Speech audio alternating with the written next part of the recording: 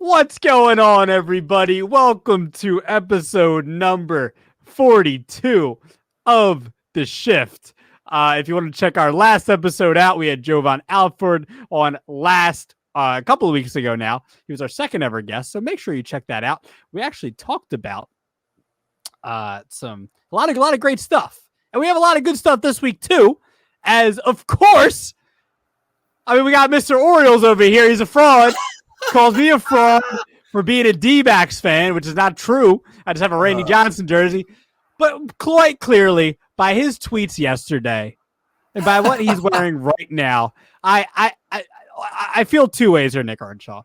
Mm-hmm. Two things. I feel I respect you for kind of leading into this to a certain extent, but also you're a fraud. Like, you're clearly, you've been hitting at this over the last, by the way, like, I have. Happy 1 year anniversary to the show, I think, for us too, because I think it's been a year now. It's been 1 year. Yeah. It's somewhere around there. It was somewhere in February because we started talking about the World Baseball Classic. So I think we're around there. Right. Anyway, we'll have to check out what the date was. I'm not here to talk about happy things right now. I'm here to talk about, the point is, we've been doing the show for a year, and you've clearly been hinting at every so often that you like the Orioles and that you're a fan. No. And not a fan. Yeah, you're a fraud. Yep, and there it is. You even have the freaking John Olerud. You're the John Olerud of the Orioles. That's what you are. No. Here, right there. Let me explain this. I have a nice soft spot for the Orioles. Okay, I've always had a soft spot for the Orioles. I've hinted at it on this show. I got the Adley Rushman jersey on. I picked Adley to win the home run derby last year. By the way, wrong. Totally wrong. Hey, he got a bad draw. All right, he lost. He had a bad draw in the first round. But anyway, listen, I always had a soft spot for these Orioles, especially this team, because I've seen all these guys grow up. I've seen them all grow up, especially when I was down in Wilmington as a broadcaster. They would play the Aberdeen Ironbirds all the time. I've seen Adley. I've seen Gunnar. I've seen all these young cats. Westberg. I've seen Urias, Norby, all of these young guys, their core come up, and I've fallen in love with this team. Oh, I'm a Phillies fan. Yeah, you're an Orioles fan. You're an Orioles fan. Yep, I got it. Yeah, you fell in love with the Orioles. Hey, I got a soft spot for this O's team, like I have a soft spot for the Athletics. We know why I have a soft spot for the Athletics. George Earnshaw, I got a soft spot for them too. So I got my Philadelphia A's stuff. This was given to me. This is a throwback Orioles, by the way. The old bird, not the new old bird that they brought back a few years ago. This was given to me, I think, as a gift. My grandparents might have given it to me. They went to Baltimore and they brought me back this. It's literally, I had to dust it off. It's been sitting up in my closet forever. But hey, the Orioles are on top right now. I can't stand the Yankees. I can't stand the Rays. Can't stand the Blue Jays. None of those. We don't like any of those AL East teams. So get it. The O's have been in the bottom feeder for a long time. So I'm here to support their franchise finally doing the correct things and going out and getting starting pitching, getting a Cy Young Award winner in Corbin Burnes. This is a team that won 100 games last year, and they just got better.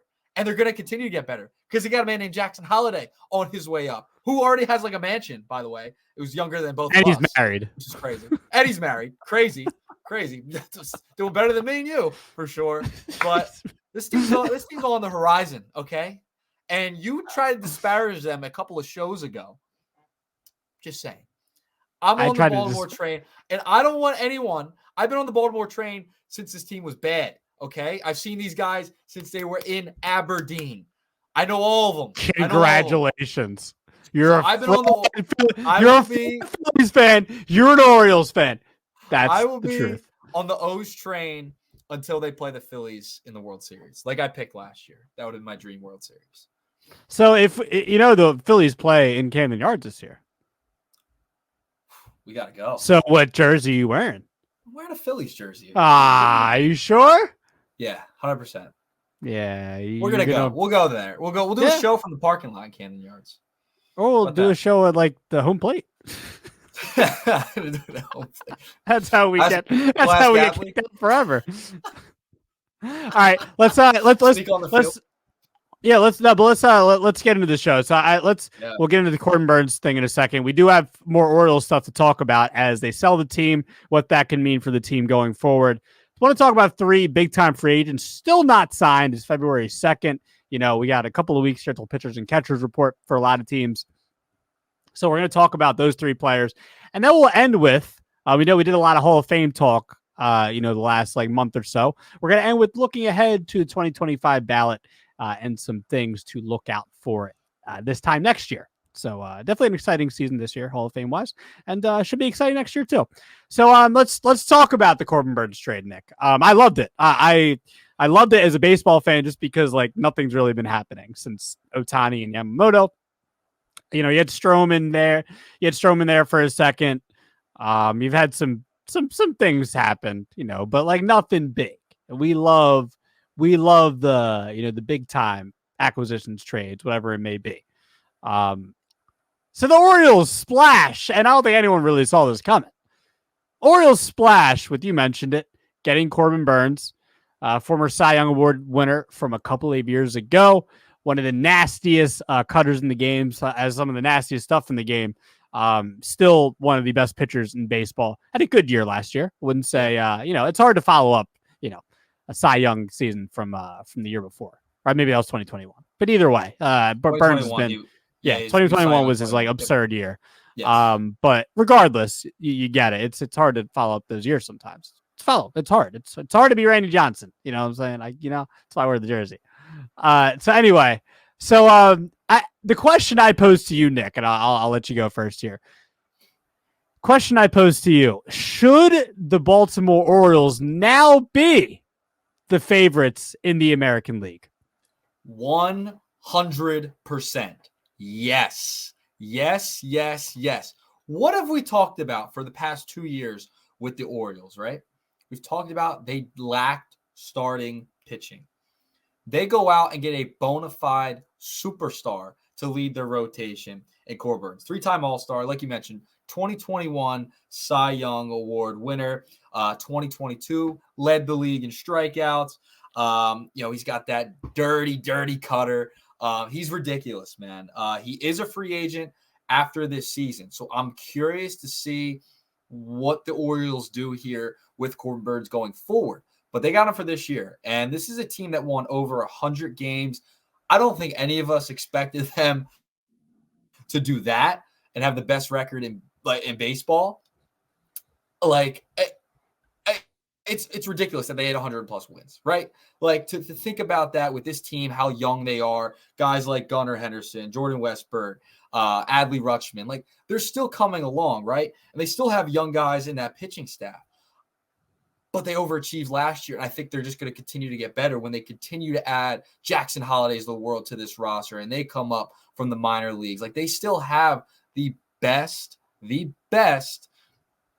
farm system in baseball. So you have to realize that they still have young guys coming up through their system because they've drafted well and they developed well.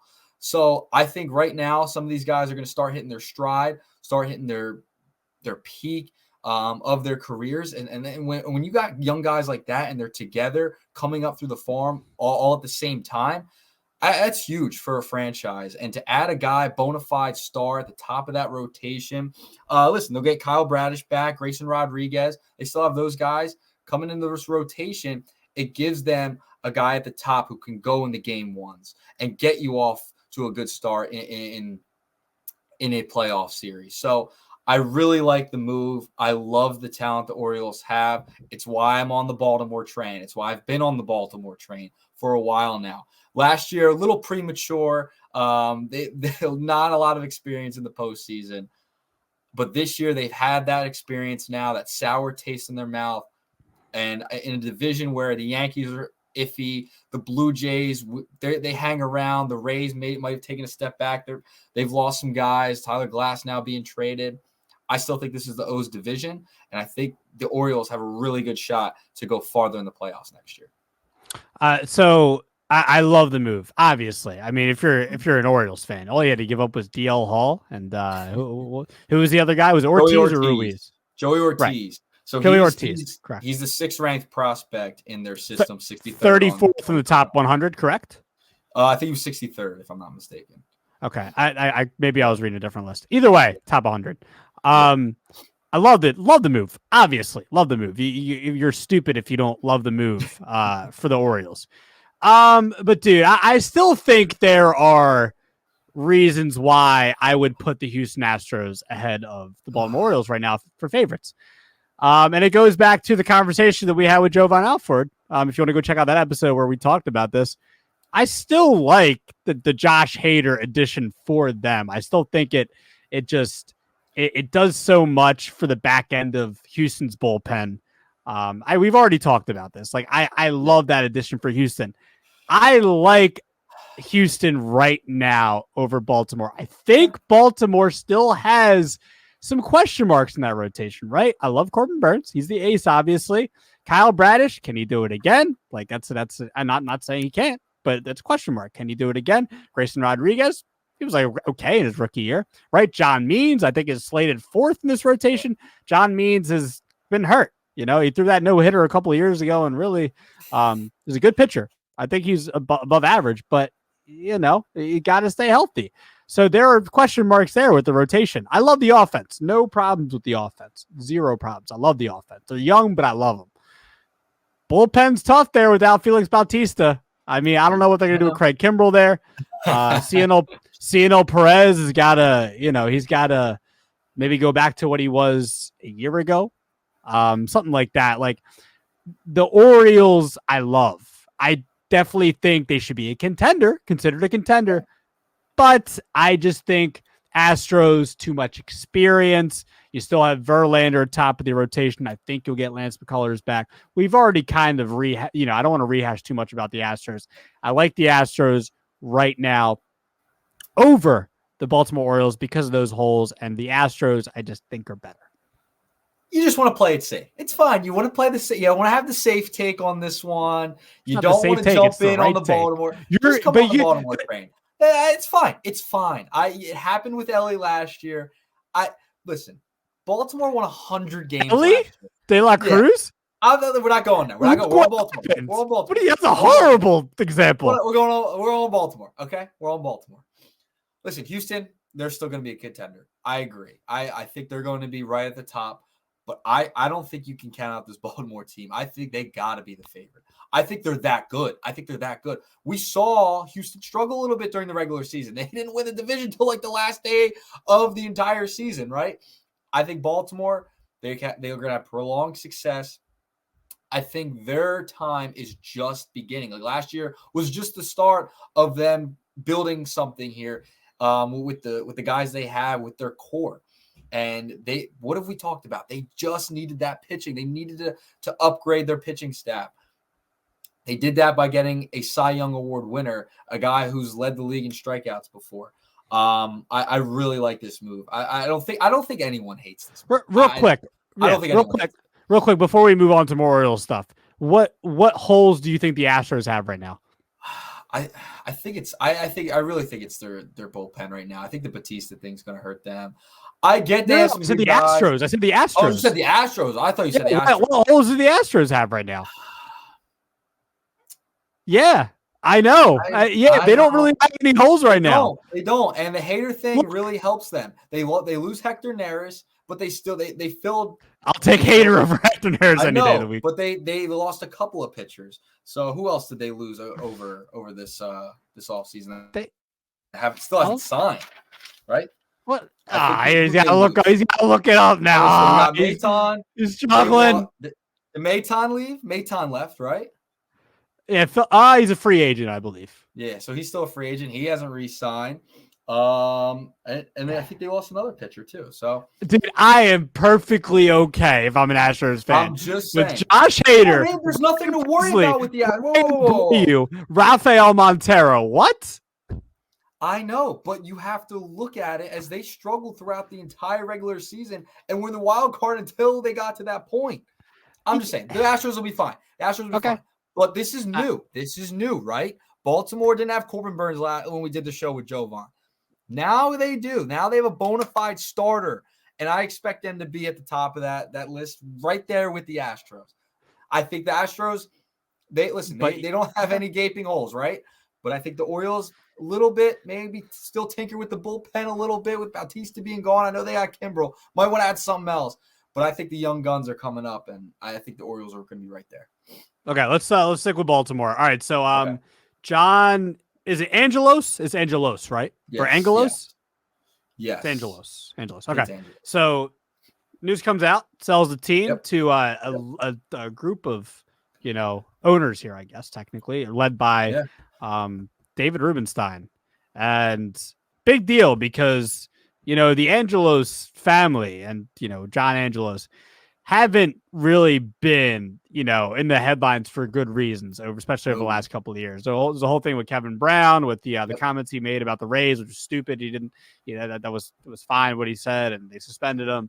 And that, that I guess the ownership really didn't give the, Mike Elias and, the rest of the front office, really a chance to go out and really get some, make some big splashes.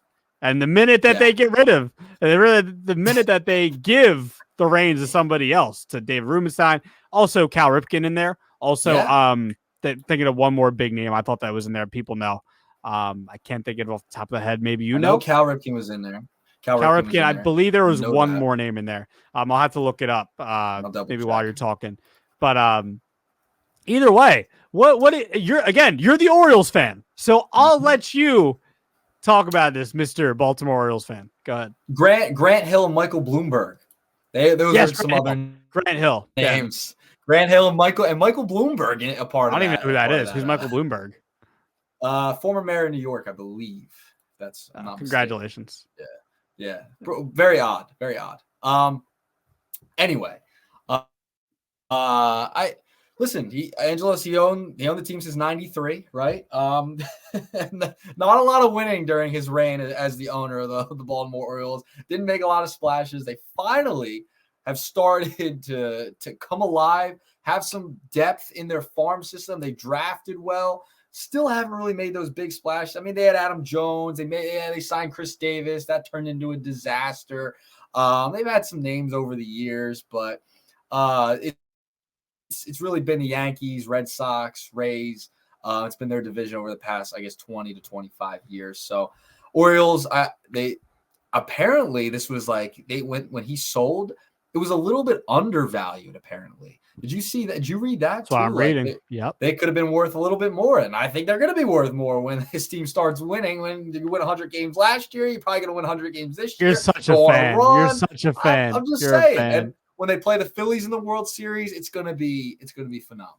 But there it is. No, I don't think I think you'll see some changes. I think you will. Maybe not right away. But it's crazy. Like down in that metro area of like Washington, Baltimore, you're seeing a lot of teams being sold off, right? Commanders in football. Josh Harris just bought them a year ago. So now you have the Orioles being sold. Like all these teams in the metro area being sold, which is pretty funny to me. But no, I think you'll see changes. It seems like I don't think you'll see broadcasters get suspended over nothing again, because that was ridiculous. And he wasn't really much of an impact owner in my estimation. So I think it's a good thing that they were sold. Yeah. I mean, my biggest thing for me is, Nick, on the outside looking in, as I know you're an Orioles fan, so you're close there to the situation. I'm somebody who's just a baseball fan, and I'm watching this from my, you obviously have your John Olerud helmet there on. You're yeah. You do your little thing, your fist pump.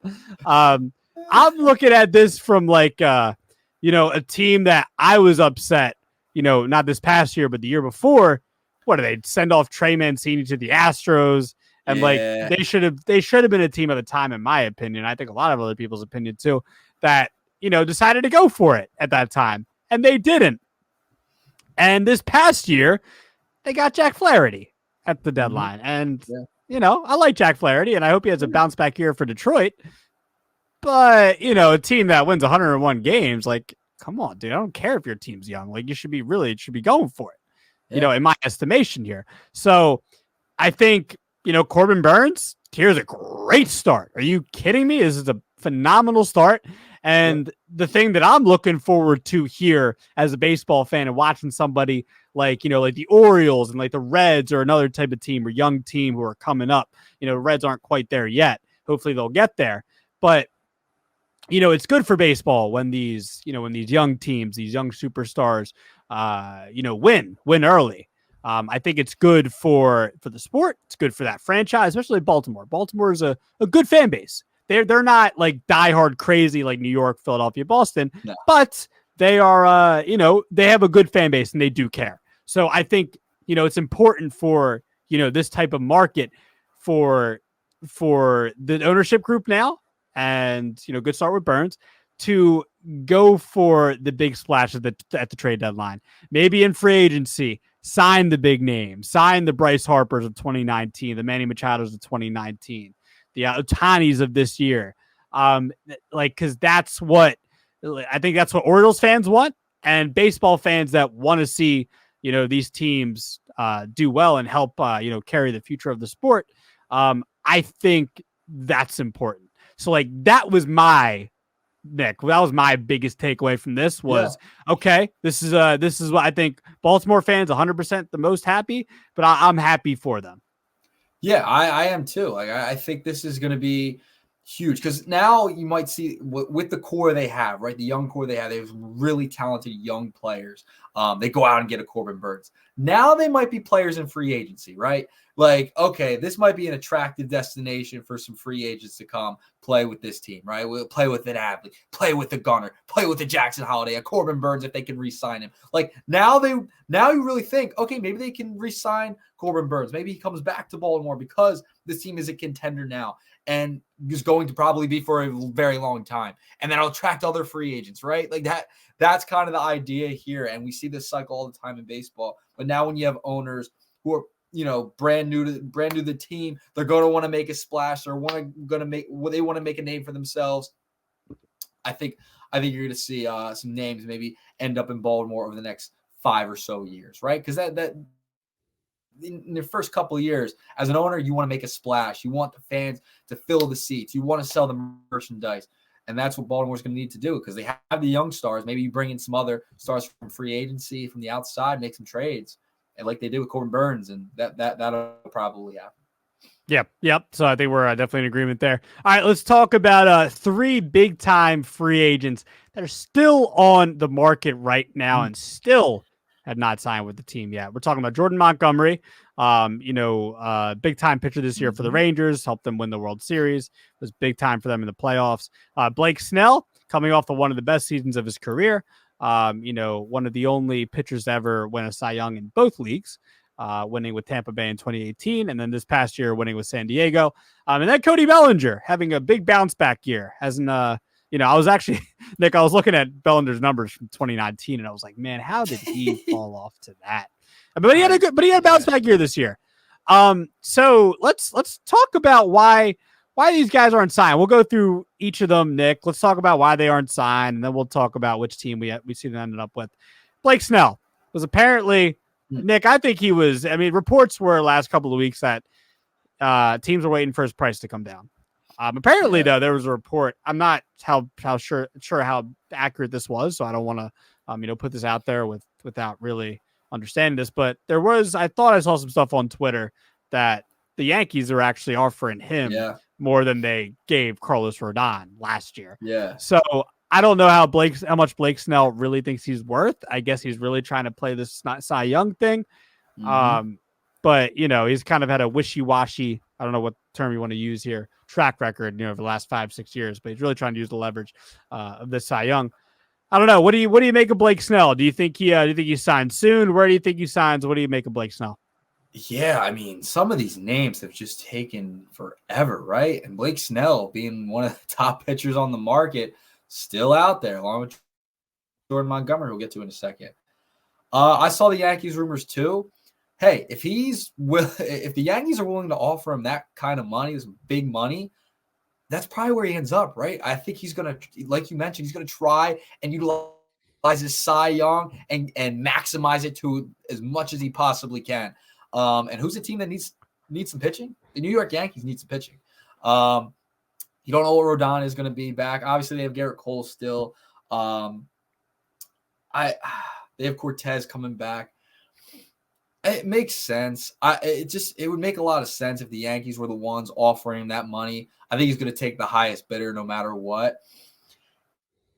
It sounds like the Yankees. It smells like the Yankees. I think he might end up in New York. And New York's they're trying to get back on track. They go out and get Juan Soto. They're getting some of these guys back off of injury next year. For the Yankees, it's about staying healthy, and they seem to not stay healthy.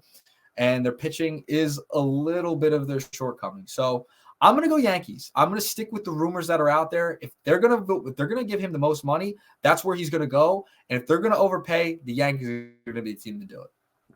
Yeah, I'm with you. I like the Yankees. I also like the Giants. I still think the Giants are in the mix. Going. You know, yeah, Giants are in the mix there if it's a team in the National League. Yeah, I don't know, but you know what? Yeah, I'll stick with the Yankees right now. I think I'll stick with the Yankees. I think, I think it makes sense, and I think if Snell will eventually come down a little bit. I mean, you're not going to just not sign. Yeah. Like you're not going to do that. So I think Yankees. Sticking with Jordan Montgomery, I think he either ends up. I think he ends up back with the Rangers because I still think they use some pitching, and it would make sense just because of what happened last year. But he could also be a San Francisco Giant. He's somebody else that I just feel like the Giants could kind of overpay for a little bit. Someone who doesn't have has a good track record. I think Jordan Montgomery's actually a little underrated. But I think one of those guys end up. I don't know. I'm like in the middle on like a couple of these guys. But I think if I had to pick here, I think Montgomery because they just signed Jordan Hicks. Yeah, I don't know. I think I'm in on.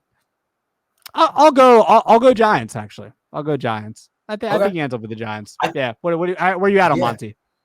I feel like we've given predictions for Montgomery like all off season, and things have changed. So now we got to do a new prediction. Right. It's like I say he ends up back. He's gonna because I think I picked Baltimore at one point to pick him up because they need starting pitching before they got Burnes.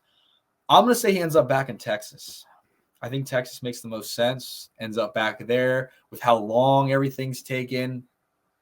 I could see him going back to the Texas Rangers. It just makes sense. They're going to need another pitcher, and if they lose him, they're down another pitcher. I think he ends up back in Texas. Okay, yeah, makes sense. All right, Cody Bellinger. He's he's still a free agent. I think teams have stayed away, Nick.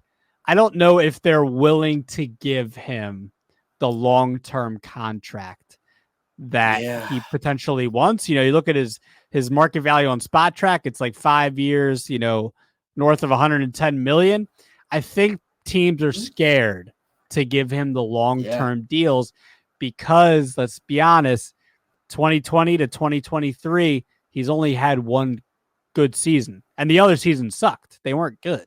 Like 2020, I don't even know if I count that because, it was a shortened season. It doesn't count. So, it was like 40 games, 40 to 50 games. Mickey Mouse. Yeah. That was Mickey Mouse, Cody Bellinger. Like, come on, bro.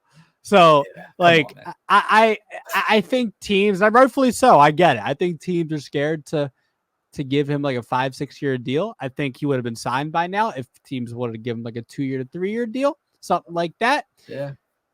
I do think he ends up back with the Cubs, though. Because, like I said, I think, Rhys Hoskins made a lot of sense.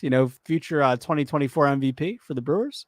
Actually, I don't know if that pick actually looks as good now because I still think people take into account where a team finishes at the end of the year. And I don't know if Rhys Hoskins is going to do enough for them to still be a playoff team now. I don't know. That NL Central is weird. But sticking with Bellinger, I think I think since Rhys is not a Cub now, I think it makes sense for him to go back to Chicago. I think, run it back a little bit. I don't know. Again, I don't know what type of deal he's going to get, but I do think he's going to go to Chicago. What do you think, Nick Kershaw? Yeah, the Hoskins thing really kind of set this thing up, right? Like all the rumors were all offseason, even before the offseason started. The Cubs might make sense. Bellinger leaving, you could see the Cubs and Rhys Hoskins. Didn't end up being. It goes to a division rival, the team who won the division last year in the Brewers, and then they trade their ace. I don't know what the Brewers are doing. But for Bellinger, yeah, you can't trust him. And teams have a right not to trust him, right? He's shown in the past he can go into this deep slump. I think he goes on I think maybe 1 to 2 year deal wherever he ends up. I think it'll be the Cubs. I think the Cubs will re-sign him. I think that makes the most sense, right? That's the logical thinking at this point in time in the offseason with spring training getting really, really close here. I think he goes back to the Cubs. I think it's a 1 or 2 year deal, max 2 years. I just don't think teams trust him. I get he had a good year last year, bounced back, but I mean, we all saw the dip he took, and if he's going to be that inconsistent guy every other year, he's going to be great. I don't know how much money you want to commit to that, right? Especially if you're trying to build in a division where you had a shot up until like end of June, July, and then kind of fell off. I don't know. I think he goes back to the Cubs. That's just it just feels like that, Yeah, no, 100%. I think Bellinger doesn't want a prove it deal, and I think he is a prove it deal guy. Like I think this is the type of year where you put up good numbers again, and teams will trust it. We'll be like, okay, maybe Cody Bellinger isn't what he was in LA at the beginning of his career, but he's still like an above average, hitter who could also, play all parts of the entire diamond. And play it well, right? So I think this is really a year where Bellinger will have to, really put up the numbers. I'm not talking about 40, 50 home runs, anything like that, but like another season, like, this year, 25 to 30 homers, solid on base percentage, all that good OPS. I think Bellinger's a more on that track for like that type of deal. And I think deservedly so. I think that's the type of deal he should get. All right, Earnshaw, let's close out the episode and let's look again. I am already excited. 2025 Hall of Fame ballot. Interesting. Some names here that I think on the first ballot. I think there's one name here, Nick. I'll start here. First ballot, the things that stuck out to me. Really two names, and that was really it. There weren't like a whole bunch of names. You had your Ian Kinslers, your Dustin Pedroias here and there. Like Pedroia was great, but let's be honest, Dustin Pedroia not a Hall of Famer. Don't dispute that on me. We're not going to do this, not right now at least. Dustin Pedroia is not a Hall of Famer. A Rookie of the Year MVP, great, fantastic, congratulations. That's it. All right, two names from the first for definitely first ballot Hall of Famer. Ichiro's got to be a first ballot. Bobby Abreu does have a higher WAR than Ichiro, just saying. And CC Sabathia, who I don't think is a first ballot Hall of Famer, who won't be a first ballot Hall of Famer, but has a chance to get in, I think, later down the line. 3,000 strikeout guy, Cy Young. I remember what he was with the Brewers when they traded for him way back in 2007 or 8, excuse me. And the Phillies lit his ass up in the playoffs. Shout out to Shane Victorino for the salami. But CC Sabathia is somebody that I'm looking at in the first ballot too. And then other names that I'm looking forward to next year. I think that's the year Billy Wagner gets in. I think it only makes so much sense. Andrew Jones, looking forward to seeing. I forget what year it's going to be for him on the ballot. I feel it's going to be between somewhere between 6th and 8th, somewhere there. I'm looking forward to see the type of progress he's going to make because I do think he's a Hall of Famer, the best defensive center fielder of all time, 434 home runs, has an MVP, well, not an MVP to his name, but he does have an MVP type of season way back in 2005 when he hit 51 home runs. Carlos Beltran, really looking forward to, he did make a jump this year. I think he went from like somewhere in the early 40s to 57. I think he is somebody that if he doesn't get in on the 2025 ballot, that he's going to get close. And then it's, inevitable by like year 4 or 5 that he'll be in. And then Chase Utley. Again, both of you hold near and dear to our hearts. Looking forward, close to 29% in his first year. I think that's definitely says good things for him going forward. No, I'm not mentioning Jimmy Rollins here because he's not a Hall of Famer. Go ahead, Nick. You say whatever you want to say. And if you want to include Jimmy Rollins, go ahead. But what are you looking forward to on the ballot? Yeah, I think the cool one is going to be, like you mentioned, Ichiro Suzuki, first year on the ballot. Pedroia. Might see Felix Hernandez on the ballot. I think that's interesting. I don't think he gets in. I don't know. Felix definitely doesn't get I in. don't think that's Does he at least get the 5% to stay on the ballot? Here. I think maybe he stays on the ballot for a little bit. Maybe third year gets knocked off. I don't know. I would agree. I'm looking at some of these names, man. It's like your childhood just growing up. We got Troy Tulowitzki on the ballot, Ian Kinsler, another name, Pedroia, Curtis Granderson, Hanley Ramirez, Adam Jones, Brian McCann. It's a number of hated names. Brian McCann. Who didn't?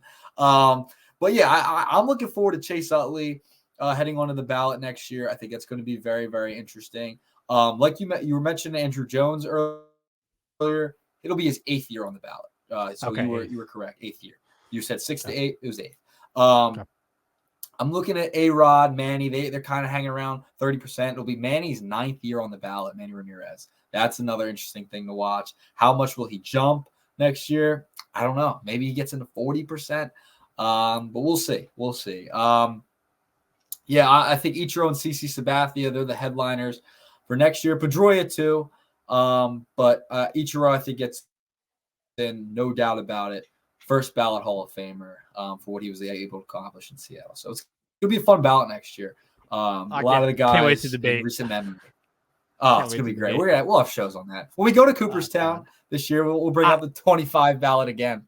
Yeah. Oh, we definitely are. And I am really, I don't know how my door swung open, by the way. I'm like looking back at my door. My door was definitely not open before. I don't think it was.